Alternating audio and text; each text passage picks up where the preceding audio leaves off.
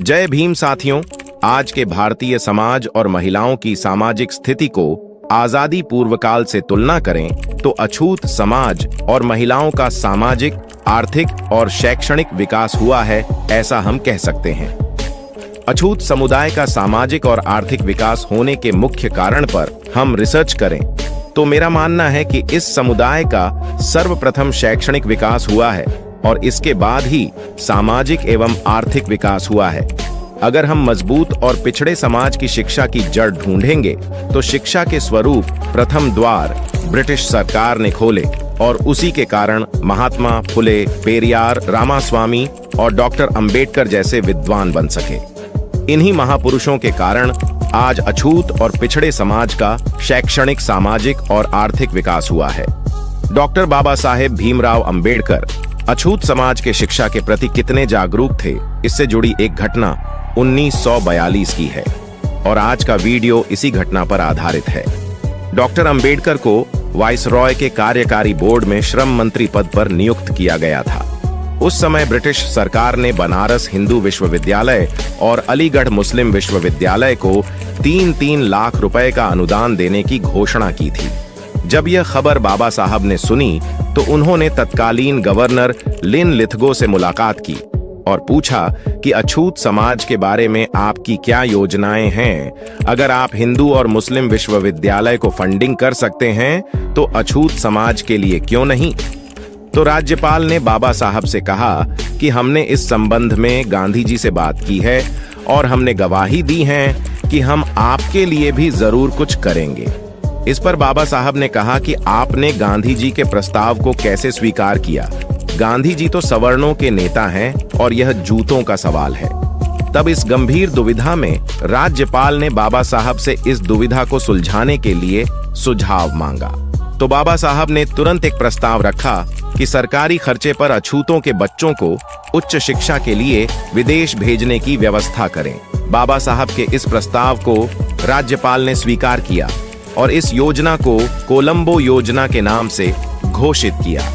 बाबा साहब के प्रयासों के कारण 1944 में 15 छात्रों का पहला बैच उच्च अध्ययन के लिए कोलंबो गया, जबकि 1946 में 16 छात्रों का दूसरा बैच उच्च अध्ययन के लिए विदेश चला गया। कुल 31 छात्र विदेश गए। इनमें से 30 छात्र बाबा साहब के प्रयासों से सरकारी खर्चे पर गए, जबकि बीडी खोबरागड़े एक संपन्न परिवार से आने के कारण अपने खर्चे पर विदेश गए। तीसरे बैच में विदेश जाने वाले विद्यार्थियों के नाम मैंने रिसर्च करके ढूंढ निकाले हैं और वह इस प्रकार है: रहदेव सिंह चौधरी, पी.के. कायल, M.A. Kamble, S.V. Gaekwad, M.R. बड़ेदे, M.N. Wankhede, N.G. उके, D.S. Jejurikar, T.V. आवहले, L.R. Behera, Y.C. Gaekwad, Siddharth देखले, A.R. कायल, M. कोलाता, V.B. कदम और B.D. खोबरागड़े। अब मुख्य सवाल यही है कि क्या इन 31 छात्रों ने बाबा साहब अंबेडकर के मिशन को आगे बढ़ाने में योगदान दिया भी या नहीं। तो चलिए है इसकी भी जांच करके देखते हैं। कुल 31 विद्यार्थियों में से डॉक्टर बाबा साहब की विरासत को आगे बढ़ाने के कार्य में B.D. खोबरागड़े का नाम प्रथम आता है।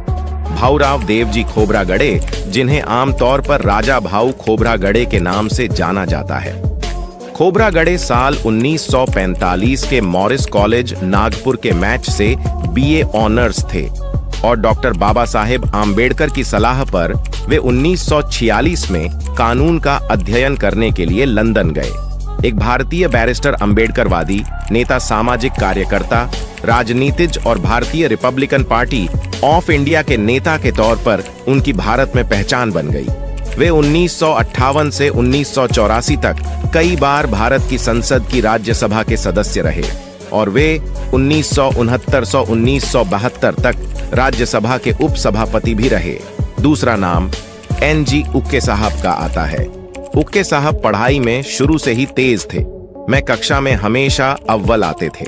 पढ़ाई में तेज और अवार्ड होने के कारण 8वीं कक्षा से ही उन्हें स्कूल में स्टाइपेंड मिलने लगा था, जो विधापन के लिए विदेशों में रहने तक जारी रहा। बाबा साहब अंबेडकर से N.G. उके साहब की पहली मुलाकात नागपुर के डिप्रेस्ड क्लास एसोसिएशन के कॉन्फ्रेंस में झूले 1942 को हुई थी। एनजीओके के उस समय नागपुर के साइंस कॉलेज में पढ़ रहे थे और शेड्यूल कास्ट स्टूडेंट फेडरेशन संगठन के ज्वाइंट सेक्रेटरी थे। एनजीओके साहब का आरक्षित वर्ग से उच्च शिक्षा के लिए विदेश जाने वाले विद्यार्थियों की सूची में चयन हुआ था। इसी के साथ उनका चयन सामान्य वर्ग की सीट से भी हुआ था। तब बाबा साहब बहुत खुश हुए थे। एनजीओके साहब की काबिलियत पर बधाई देते हुए बाबा साहब ने कहा था कि अच्छा हुआ आरक्षित वर्ग की एक सीट बच गई ताकि दूसरे को मौका मिलेगा। पढ़ाई के बाद ऊके साहब ने भारतीय प्रशासनिक सेवा यानी कि बतौर आईएएस अधिकारी के तौर पर दिल्ली में काम किया। ऐसे ही शिक्षा में ऊंचा नाम आता है एस.वी. गायकवाड़ साहब का, जो महाराष्ट्र राज्य के पूर्व सचिव रत्नाकर गायकवाड़ जी के पिता हैं। वह भी अपने द्वार में अम्बेडकराइट मूवमेंट के होनहार छात्र रहे हैं। इन 3 छात्रों के अलावा अन्य छात्रों के संबंध में जानकारी उपलब्ध नहीं है, क्योंकि ज्यादातर छात्र लौटे ही नहीं बल्कि विदेश में सेटल हो गए, और जो लौटे वह बाबा साहब के मिशन में शामिल नहीं हुए। इसीलिए 18 मार्च 1956 को आगरा में बाबा साहब ने पढ़े लिखे लोगों के संदर्भ में एक भाषण दिया था, और वह इस प्रकार है।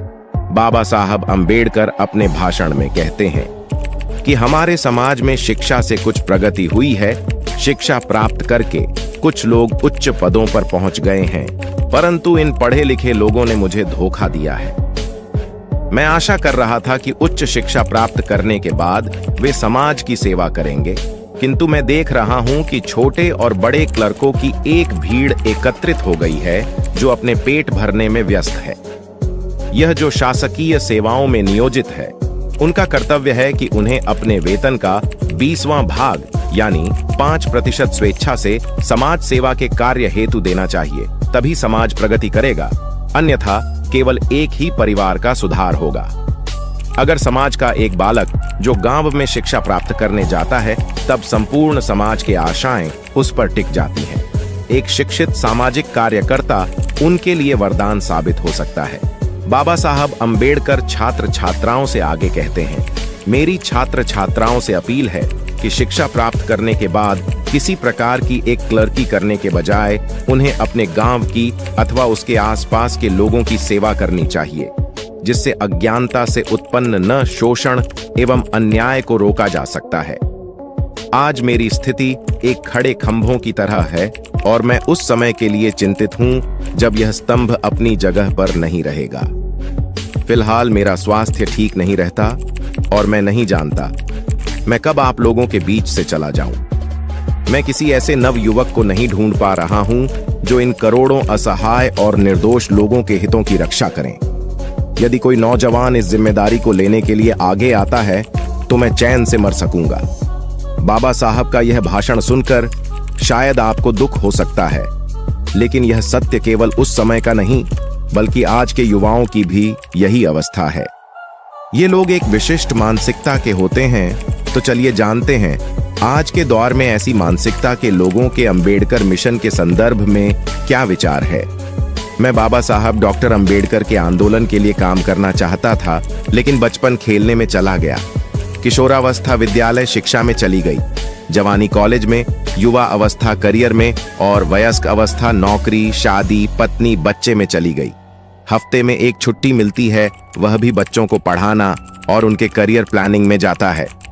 अब तो सेवानिवृत्त हो गया हूं तो सोचा अब आंदोलन के लिए काम करूं, लेकिन पोते पोतियों की देखभाल कौन करेगा। बुढ़ापे में तो बाबा साहब के आंदोलन का काम करना चाहता हूं, लेकिन अब क्या करें, शरीर साथ नहीं देता। लेकिन अगले जन्म में जरूर काम करना चाहता हूं। यही आज के फर्जी अंबेडकरवादी युवाओं की अवस्था है। अगर यही सबकी कहानी है तो बाबा साहब द्वारा शुरू किए गए आंदोलन को कौन आगे बढ़ाएगा। त्याग और बलिदान क्या होता है यह जानना है तो अंबेडकरवादी आंदोलन के वारिस साहब कांशीराम जी का जीवन प्रवास पढ़ लीजिए। इसीलिए आप अपने जीवन का महत्वपूर्ण समय निकालकर आंदोलन चलाने वालों का समर्थन करें। यदि आपके पास समय नहीं है तो भी आप चाहे तो सहयोग कर सकते हैं, जैसे कि सोशल मीडिया पर अपने हक और अधिकार के प्रति लोगों को जागरूक करना, बाबा साहब के विचारों का प्रचार करना, अंबेडकरवादी वैचारिक फिल्में बनाकर लोगों को जागरूक करना। अंबेडकरवादी किताबों का आधुनिक प्रचार यानी बाबा साहब भीमराव अंबेडकर जी को उन तमाम आधुनिक सामाजिक प्लेटफॉर्म से जोड़कर सदैव जीवित रखे।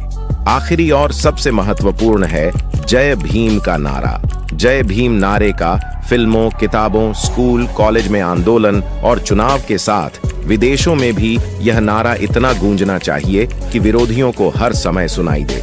लेकिन अगर आप इनमें से कुछ भी करने के लिए तैयार नहीं है तो इसका मतलब है कि आप बाबा साहब के आंदोलन को नष्ट कर रहे हैं। एक आंदोलन चलाने में समय, बुद्धि और पैसा लगता है। जो कुछ भी आप दे सकते हैं वह देना चाहिए, क्योंकि आपके पास आज जो कुछ भी है वह बाबा साहब का है, और जो बाबा साहब का है वह पूरे समाज का है। जो लोग ईमानदारी से बाबा साहब के आंदोलन को चलाते हैं उनके साथ सहयोग करना यानी उनकी व्यक्तिगत मदद नहीं बल्कि समाज की मदद है।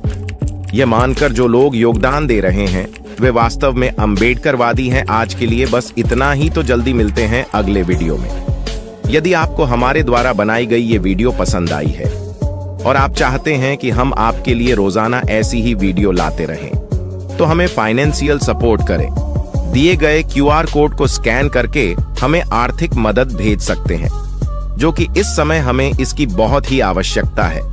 दोस्तों, आज की वीडियो में बस इतना ही। अयोध्या में 3 बार खुदाई हुई, तीनों बार वहाँ बुद्ध और बुद्धकालीन अवशेष मिले। हजारों साल तक ये भारत बौद्धमय था। धर्म का लबादा उड़ने वाले लोगों ने तो यहाँ कह दिया कि जय बड़ा धम तेली कुम्हारा सुपच किरात कोल कलवारा। जातियों को चिन्हित करके कह दिया ये अधम जातियां हैं। तेली कुम्हार सुपच किरात कोल कलवार को अधम जात होने का प्रमाण पत्र कौन जारी कर रहा है? तुलसी बाबा ने कहा पूजहि विप्र सकल गुणहीना, सकल गुणहीना यानी सभी गुणों से हीन हो तब भी तुम विप्र की पूजा करना।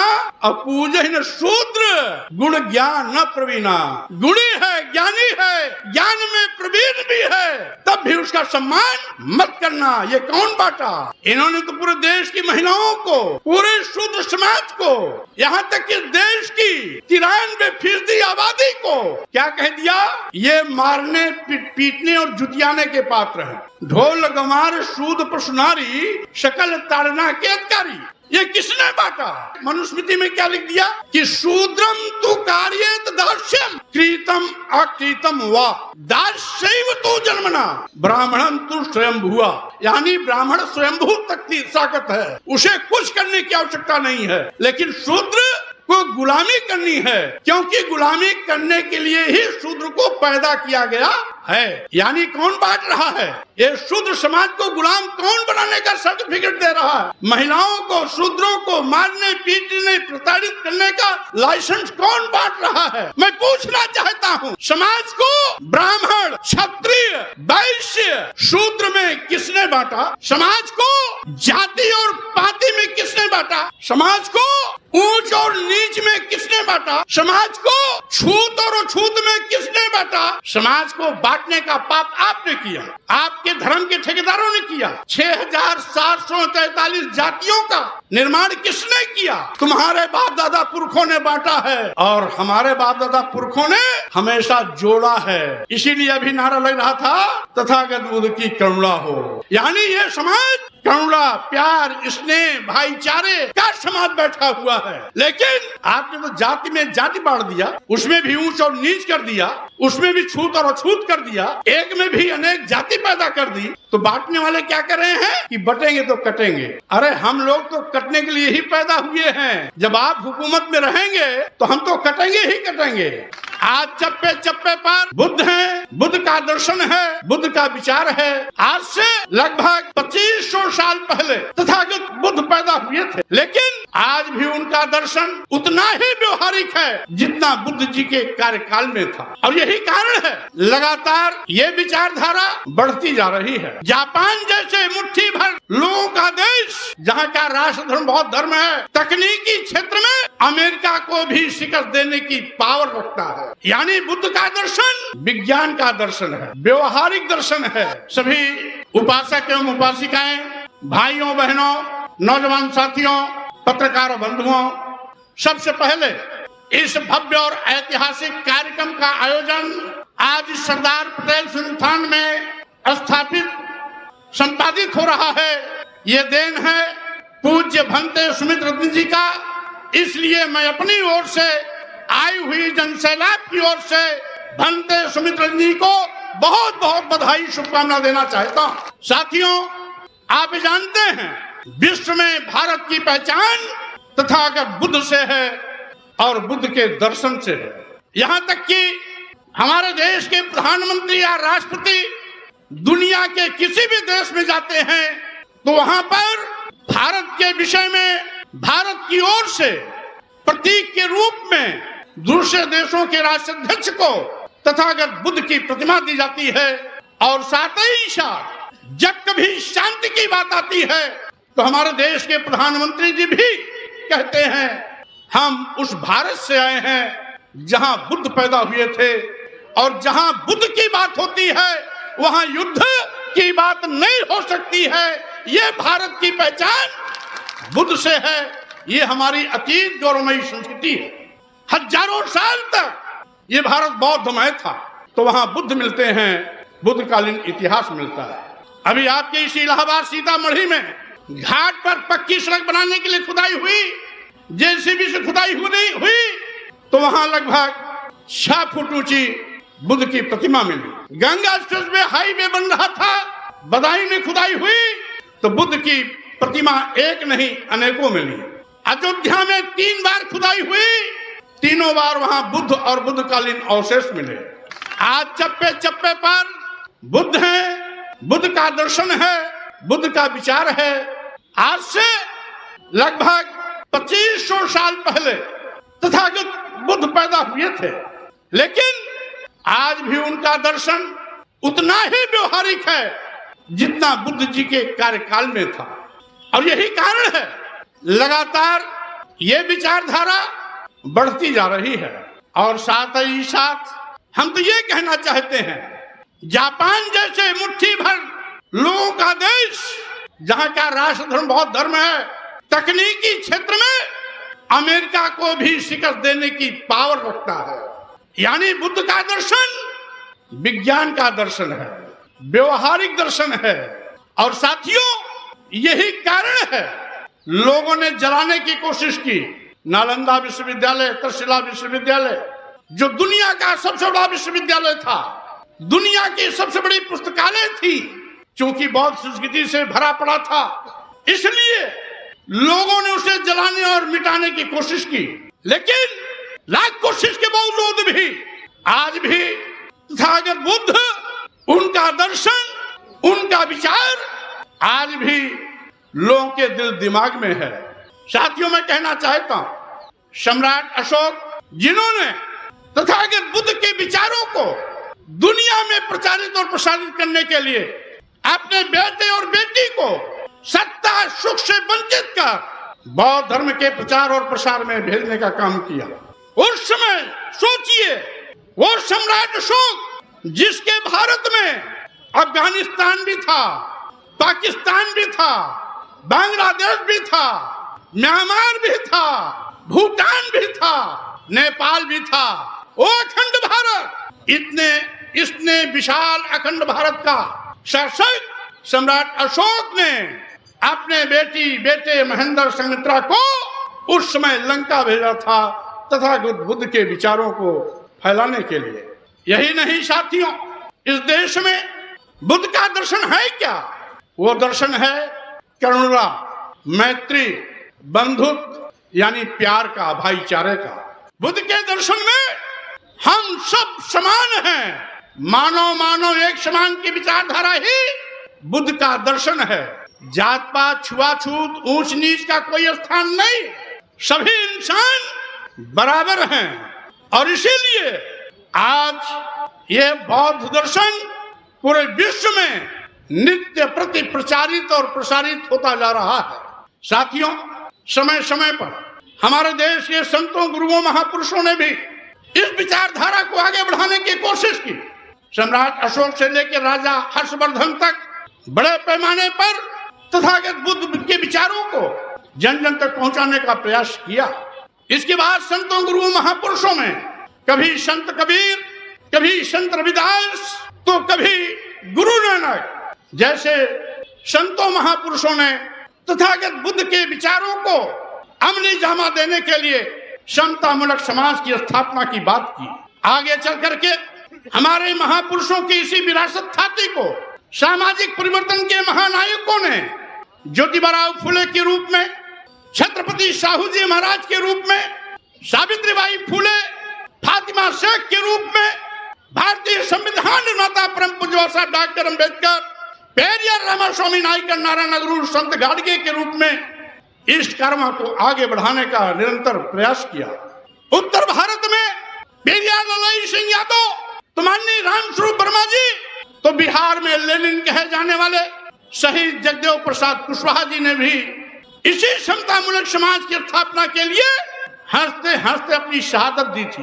इन तमाम महापुरुषों, सामाजिक परिवर्तन के महानायकों, संतों, गुरुओं की इसी विचारधारा को सामाजिक परिवर्तन आंदोलन के रूप में मानवर कांशी राम जी ने सम्मान स्वाभिमान की भूख जगाने के लिए, सत्ता शासन में हुक्मरान बनाने के लिए, अपना खोया हुआ गौरव वापस लाने के लिए निरंतर संघर्ष किया। इसलिए मैं अपनी ओर से, आप सब लोगों की ओर से अपने इन महापुरुषों को कोट कोट नमन करता हूँ, वंदन करता हूँ, जिनके बलबूते पर आज ये सोता हुआ समाज सम्मान और स्वाभिमान के लिए ताल ठोक करके खड़ा हो गया। साथियों, मैं कहना चाहता हूँ, आखिर आज हो क्या रहा है? आज ऐसे लोग जिन्होंने हमेशा समाज को बांटा, टुकड़े टुकड़े में किया, वो लोग हमें उपदेश दे रहे हैं, क्या जानते हैं? बटेंगे तो कटेंगे। क्या उपदेश दे रहे हैं? बटेंगे तो कटेंगे। हमारे माननीय मुख्यमंत्री जी भूल गए कि करोड़ों नौजवान बेरोजगार हो गया, भूखमरी के शिकार लोग 5 किलो 10 किलो चावल पाने के लिए लाइन लगा रहे हैं, गरीबी चरम पर है, काला बाजारी चरम पर है, छुट्टा जानवर लोगों की फसल को चरकर चौपट कर दे रहे हैं। ये भूल गए, नारा क्या दे रहे हैं? बटेंगे तो कटेंगे। इनका समर्थन कौन कर रहा है? आरएसएस के सह सर संचालक हसबोले जी। हसबोले जी कह रहा मैं समर्थन कर रहा हूं। अरे हसबोले जी और मुख्यमंत्री जी, मैं पूछना चाहता हूं, समाज को ब्राह्मण, क्षत्रिय, वैश्य, शूद्र में किसने बांटा? समाज को जाति और पाति में किसने बांटा? समाज को ऊंच और नीच में किसने बांटा? समाज को छूत और अछूत में किसने बांटा? आप उल्टा सेखी बघार रहे हो। समाज को बांटने का पाप आपने किया, आपके धर्म के ठेकेदारों ने किया। अपने पाप का चादर दूसरों पर डालने की कोशिश मत करो। और यही नहीं, 6743 जातियों का निर्माण किसने किया? ब्राह्मणों में भी एक जात नहीं है, वहां पर है 3, 13 और उसके आगे कुछ ऐसी जातियां हैं जिसमें 3 वाले, उसमें कुछ ब्राह्मण की ऐसी जातियां हैं जिनकी लड़की लड़के की शादी आपस में नहीं होती। एक हमारे चित्रकूट वाले बाबा हैं, वो कहते हैं सरजू पारी ब्राह्मण सबसे ऊंच ब्राह्मण है और पूरे देश के ब्राह्मण नीच ब्राह्मण है, ये कहते हैं। तो ब्राह्मणों में भी ऊंच और ब्राह्मणों में भी नीच, ये बांटा कौन बांट रहा है? मैं कहना चाहता हूं, जातियों में भी जातियां, ये किसने किया? यही लोग जो करें बटेंगे तो कटेंगे। और आपने तो हद कर दी। धर्म का लबादा उड़ने वाले लोगों ने तो यहाँ कह दिया कि जय बड़ा धम तेली कुम्हारा सुपच की रात कोल कलवारा। जातियों को चिन्हित करके कह दिया ये अधम जातियां हैं। ये स्वामी प्रसाद मौर्य ने नहीं कहा, भंते सुमित्र जी ने नहीं कहा, मंच पर बैठे हुए हमारे किसी नेता ने नहीं कहा। किसने कहा? तुलसी बाबा ने कहा।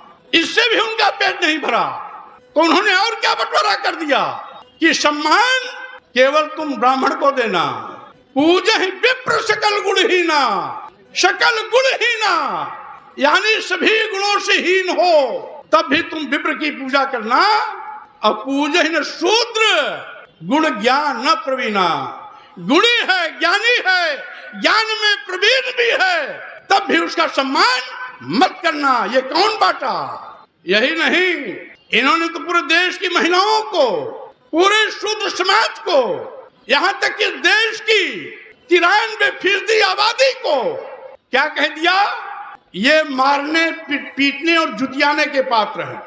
ढोल गंवार शूद्र पशुनारी, शकल ताड़ना के अधिकारी, ये किसने बांटा? और इनसे भी बड़े एक बैठे हुए हैं जिसको कहते हैं मनु महाराज। मनुस्मृति में क्या लिख दिया कि शूद्रम तु कार्येत दास्यम कृतम अकृतम वा दास्यैव तु जन्मना ब्राह्मणं तु स्वयंभुवा। यानी ब्राह्मण स्वयंभू तक की ताकत है, उसे कुछ करने की आवश्यकता नहीं है, लेकिन शूद्र को गुलामी करनी है, क्योंकि गुलामी करने के लिए ही शूद्र को पैदा किया गया है। यानी कौन बांट रहा है? ये शूद्र समाज को गुलाम कौन बनाने का सर्टिफिकेट दे रहा है? महिलाओं को, शूद्रों को मारने, पीटने, प्रताड़ित करने का लाइसेंस कौन बांट रहा है? तेली, कुम्हार, सुपच, किरात, कोल, कलवार को अधम जात होने का प्रमाण पत्र कौन जारी कर रहा है? मुख्यमंत्री जी हंस बोले, जी जरा इतिहास का ज्ञान न हो तो मेरी बात सुन करके अकल आ जाए तो ठीक रहेगा, समझ लोगे तो अच्छी बात होगी, आगे गलती नहीं करोगे। तुम्हारे बाप दादा पुरखों ने बांटा है और हमारे बाप दादा पुरखों ने हमेशा जोड़ा है। इसीलिए अभी नारा लग रहा था, तथागत बुद्ध की करुणा हो। यानी ये समाज करुणा, प्यार, स्नेह, भाईचारे का समाज बैठा हुआ है। लेकिन आपने तो जाति में जाति बांट दिया, उसमें भी ऊंच और नीच कर दिया, उसमें भी छूत और अछूत कर दिया, एक में भी अनेक जाति पैदा कर दी। तो बांटने वाले क्या कर रहे हैं कि बटेंगे तो कटेंगे। अरे हम लोग तो कटने के लिए ही पैदा हुए हैं। जब आप हुकूमत में रहेंगे तो हम तो कटेंगे ही कटेंगे। यही हो रहा है। अभी कल झांसी में एक दलित अपने घर का काम कर रहा था, दबंगों ने उसे काम पर बुलाया, नहीं गया तो पहले तो उसको पेड़ पे लटकाया उल्टा, उसके बाद बाल बनाया, बाल बनाने के बाद पूरे गांव में घुमाया। वो दलित है इसीलिए ना। इसके पहले ललितपुर में एक कुर्मी समाज के घर में नौजवान को मारे, पीटे, घर का सामान लूटे और उससे भी उनका मन नहीं भरा हुआ तो जाते वक्त उसको तेल डाल करके जलाने का प्रयास किया। क्योंकि मौके पर तत्काल पुलिस पहुंच गई, अस्पताल ले गई, किसी उसको जान बच गया। महोबा में एक चौरसिया समाज के 24 साल के लड़के को लोगों ने पीट पीट करके मार डाला। हमीरपुर में एक प्रजापति समाज के 28 साल के लड़के को दबंगों ने पीट पीट के मार डाला। आपके इसी फतेहपुर में कोरी समाज के एक नौजवान लड़के को, उसको 18 साल का लड़का था, मौके पर मैं भी गया था, इतना पीटा, पैर का नाखून निकाल लिया, मरा समझ के उसको दफनाने जा रहे थे। किसी ने 112 पुलिस को सूचना दी, मौके पर पहुंची पुलिस, उन लोगों को गिरफ्तार किया, देखा उस बच्चे की सांस चल रही है, अस्पताल ले गए, किसी तरीके से बच गया। स्थानीय पुलिस को बचाना चाहती थी, चूंकि मौके पर मेरा जाने का कार्यक्रम बन गया, एसपी को मैंने टाइट किया, उससे 308 की मुकदमा धारा बढ़ी और मेरे जाने के पहले उसे गिरफ्तार किया गया। इसी मिर्जापुर में पहले एक मौर्य समाज के नौजवान लड़के को, जो छात्र संघ का महामंत्री भी था, उस पर गाड़ी चढ़ा करके लोगों ने कुचल के मार डाला। एक्सीडेंट दिखाना चाहते थे, लोगों आक्रोशित होकर सड़क पे आ गए, बहरहाल पकड़े गए, वो निकले भाजपा के पदाधिकारी लोग, आज भी जेल में। अभी 10 दिन पहले 14 साल के एक दलित समाज के लड़के को गड़ासे से काट करके मार डाला। परसों एक दलित परिवार की जमीन जबरदस्ती हड़पने के लिए इतना बुरी तरीके से दबंगों ने मारपीट की कि एक व्यक्ति की तत्काल मौके पर मौत हो गई और 7-8 लोग घायल हो गए, जो अभी भी अस्पताल में एडमिट हैं। मैं वाराणसी सारनाथ शुपुर थाने में गया था। नितिन नाम का मौर्य लड़का 18 साल का था, उसको दबंगों ने जला करके मार डाला। इतने से भी उनका मन नहीं भरा तो उसका एक हाथ काट लिया, उसका एक पैर काट लिया। आपके इसी रायबरेली में अर्जुन पासी 21 साल का लड़का है, दबंगों ने पीट पीट कर उसे मार डाला। एक शेड्यूल कास्ट का लड़का, दलित समाज का लड़का, रायबरेली का रहने वाला है, जो अमेठी के श्री रतनगंज थाने में अंतर्गत स्कूल संयुक्त विद्यालय, जिसमें प्राइमरी जूनियर दोनों एक होता है, उसमें पढ़ाता था, उसको गोलियों से भून दिया। यही नहीं, उसकी पत्नी, उसके 2 बच्चों को मौत के नींद सुला दिया। 4 मौतें एक हो गई। यही नहीं, गोंडा में एक दलित समाज के नौजवान को, जो मात्र 22-23 साल का था, दबंगों ने पीट पीट करके मार डाला। मुख्यमंत्री जी, इनमें जितनी घटनाओं को मैंने गिनाया, 3 घटना छोड़ करके सारे घटना को अंजाम देने वाले दबंग आपकी बिरादरी के थे, जिस बिरादरी में आप पैदा हुए हो। कहते हो कि हमें क्षत्रिय समाज पर बड़ा गर्व है, क्योंकि भगवान भी इसी क्षत्रिय समाज में पैदा हुए थे। तो क्या आप लोग इसीलिए पैदा हुए हैं कि लोगों को, दलितों को, पिछड़ों को गाजर मूली की तरह काटते रहो, और ये गूंगा बहरा अंधा बनकर आपके हिंदू मकड़जाल में फंसकर आपको वोट देता रहे, प्रधानमंत्री बनाता रहे, मुख्यमंत्री बनाता रहे, और वो अपने बच्चों की लाश को देख करके उफ भी न कर पाए। कहते हैं बटेंगे तो कटेंगे। यहाँ तो सब एक हैं, फिर भी वो कट रहे हैं, मर रहे हैं, जल रहे हैं। एक होने के बावजूद भी ये बांग्लादेश नहीं है, ये पाकिस्तान भी नहीं है, ये भारत है। जिस भारत के प्रधानमंत्री अमेरिका जाते हैं, जब वहां पर आतंकवाद के खिलाफ लड़ाई लड़ने की बात होती है, तो प्रधानमंत्री जी कहते हैं हम बुद्ध के देश भारत से आए हैं, इसलिए जहां बुद्ध है वहां युद्ध नहीं। लेकिन आप तो अपने ही लोगों का सर काट रहे हो, अपने ही लोगों को मौत के घाट उतार रहे हो, और फिर भी कहते हो शर्म नहीं आती कि बटेंगे तो कटेंगे। किसको उपदेश दे रहे हो? किसकी आंख में धूल झोंकने की कोशिश कर रहे हो? और साथियों, मैं कहना चाहता हूं, इस देश में बौद्ध धर्म और जैन धर्म अतीत काल का धर्म है। यद्यपि जैन धर्म का विस्तार नहीं हो पाया, लेकिन बौद्ध धर्म विश्वव्यापी बन गया। हजारों साल तक भारत भूमि पर बौद्ध शासकों का राज था, और यहाँ पर हर्षवर्धन साम्राज्य के बाद 1000 साल तक मुस्लिम शासकों का भी राज रहा है। उसके बाद अंग्रेजी हुकूमत भी रही है। आप जानते हैं, इन धर्म के ठेकेदारों ने हजारों साल तक हमें शूद्र बनाया, गुलाम बनाया, धन, धरती, शिक्षा, सम्मान से वंचित किया। और यही नहीं, आज जब हमारे महापुरुषों ने अंग्रेजी हुकूमत से लड़ाई लड़ करके यहाँ की हकीकत को बयां किया, तो अंग्रेजों ने तमाम समाज सुधार की बात की। अंग्रेजी हुकूमत ने हमें पढ़ने लिखने का पहले शासनादेश जारी किया। पहले एक व्यक्ति की बल्दी जाती थी, वो शूद्र समाज का होता था। अंग्रेजी हुकूमत ने इस पर रोक लगाई। पहले हमारे शूद्र समाज के बेटों की शादी होती थी तो दुल्हन उनके घर नहीं आती थी, 3 दिन 3 रात शादी कराने वाले के घर में रुकती थी। अंग्रेजी हुकूमत ने इस पर रोक लगाई। पहले बेटियों को जिंदा मार दिया जाता था, अंग्रेजी हुकूमत को बताया गया, उसने इस पर रोक लगाई। सती प्रथा, बाल विवाह होता था। अगर अचानक 10 साल, 12 साल, 13 साल, 14 साल, 15 साल की उम्र में गौने के पहले अगर लड़का मर जाता था, तो लड़की को जिंदा अपने पति के लाश के साथ जलना पड़ता था। अंग्रेजी हुकूमत ने इस पर रोक लगाई। यही नहीं, कानून भेदभाव करता था। शूद्र समाज के लोगों की सजा कठोर होती थी, और एक जाति विशेष के लोगों को सजा शून्य होती थी। अंग्रेजों ने बराबर कानून बनाया, और उसके तहत पहला सजा हुआ बंगाल कोर्ट में नंद कुमार जी को जेल जाना पड़ा। हमारे कहने का मतलब, अंग्रेजी हुकूमत ने जो भी सुधार लाए, जब देश आजाद हुआ, बाबा साहब डॉक्टर अम्बेडकर तमाम हमारे सामाजिक परिवर्तन महानायकों के साथ जो लड़ाइयां लड़ी और भारतीय संविधान लागू करने का अवसर मिला, तो बाबा साहब डॉक्टर अम्बेडकर ने उन सारे अधिकारों को मौलिक अधिकार के रूप में परमानेंट इस देश के सभी लोगों को बिना भेदभाव के सबको बराबर दे दिया।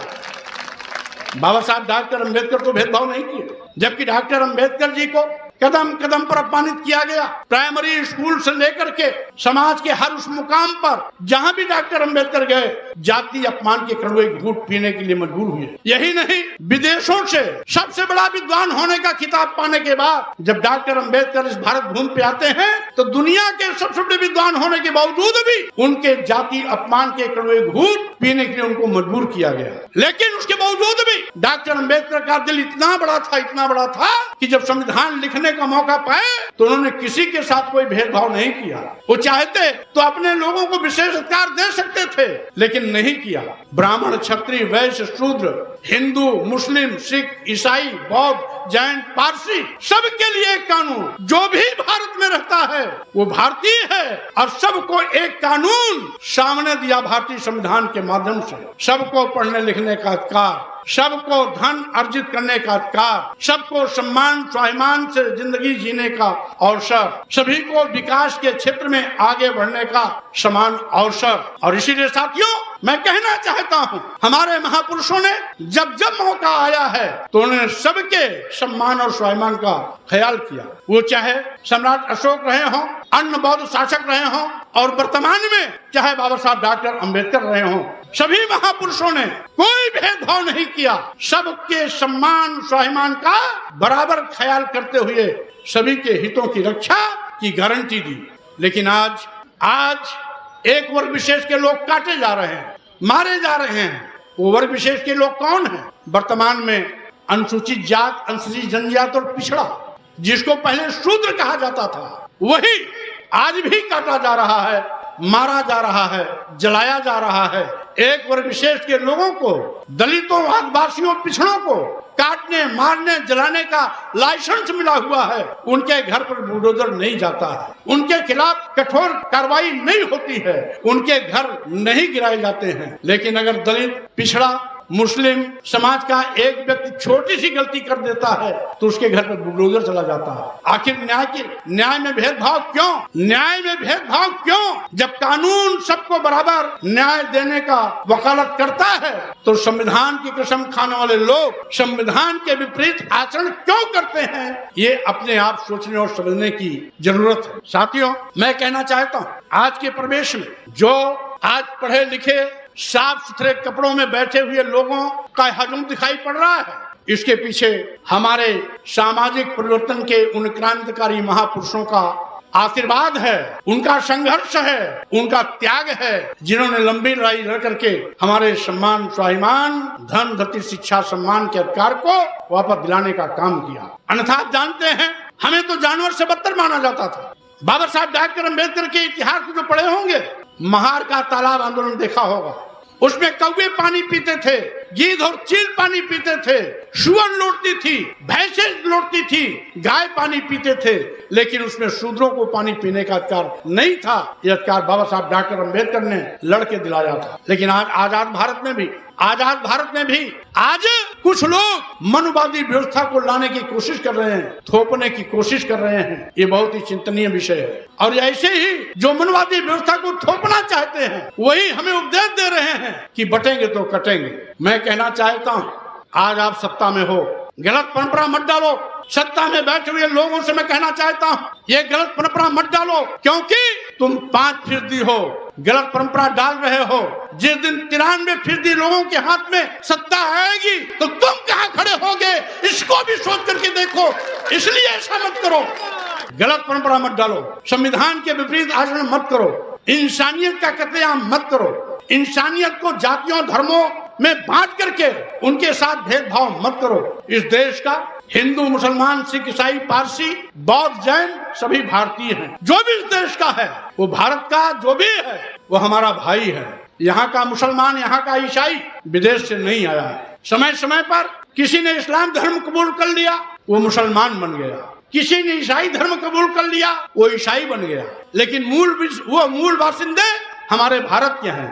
कोई आदिवासी था, कोई अनुसूचित जात का था, कोई पिछड़ा था, और यही नहीं, अगड़े भी धर्म परिवर्तन किए हैं। आज इतिहास आप खोलेंगे तो अगर किसी क्षत्रिय ने इस्लाम धर्म कबूल कर लिया तो वहाँ पठान हो गया, किसी श्रीवास्तव ने इस्लाम धर्म कबूल कर लिया शेख हो गया, किसी ब्राह्मण ने इस्लाम धर्म कबूल कर लिया सैयद हो गया। ये बाहर से नहीं है, ये सब इस देश के हैं। और यही सरसंचालक श्री भागवत जी भी कहते हैं, इस देश का मुसलमान, इस देश का ईसाई बाहर के नहीं हैं, वो भारत के ही लोग हैं। अगर भागवत जी समझते हैं तो मुख्यमंत्री जी आप क्यों नहीं समझते हैं? हंसबोले जी आप क्यों नहीं समझते हैं? कम से कम अपने सरसंघ चालक की बात तो मान लेते। स्वामी प्रसाद मौर्य की बात मत मानिए, लेकिन अपने सरसंघ चालक की बात तो मान लेते। सरसंघ चालक ने कह दिया कि जातियां भगवान ने नहीं बनाई, जातियां पंडितों ने बनाई। ये स्वामी प्रसाद मौर्य ने नहीं कहा, ये भागवत जी ने कहा, संघ प्रमुख भागवत जी ने कहा। अगर संघ प्रमुख भागवत जी ने कहा तो उनकी बात क्यों नहीं मानते हो?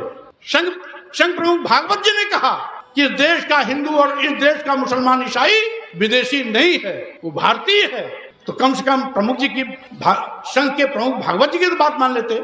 लेकिन मैं कहना चाहता हूं, जातिवाद के जहर में जो पैदा हुआ है वो जातिवादी चरित्र से बाहर आ ही नहीं सकता।